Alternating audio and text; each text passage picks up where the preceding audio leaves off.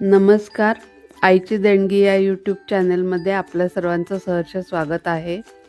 गणतंत्र दिवसानिमित्त आज मी तिरंगी राईस बनवत आहे.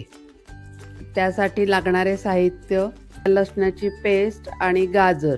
हिरव्या चटणीचा व्हिडिओ मी ऑलरेडी चॅनलवर टाकलेला आहे, तो बघा. मीठ टाकलेला साधा भात आधी करून घ्यायचा. त्याच्यानंतर त्याचे 3 पार्ट करायचे.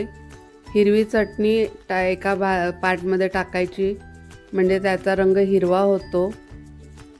तो व्यवस्थित परतून घ्यायचा.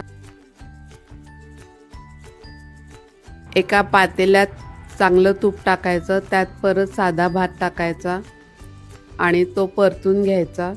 त्या भातामध्ये आता गाजर टाकणार आहे, म्हणजे त्याचा रंग ऑरेंज होतो.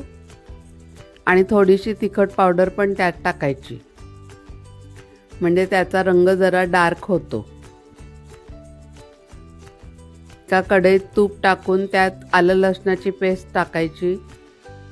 त्यात साधा भात असतो तो परतून घ्यायचा आणि त्याच्यानंतर एका काचेच्या बाउलमध्ये आधी हिरवा, मग पांढरा आणि मग ऑरेंज कलरचा भात टाकायचा आणि व्यवस्थित त्याचे थर लावून घ्यायचे.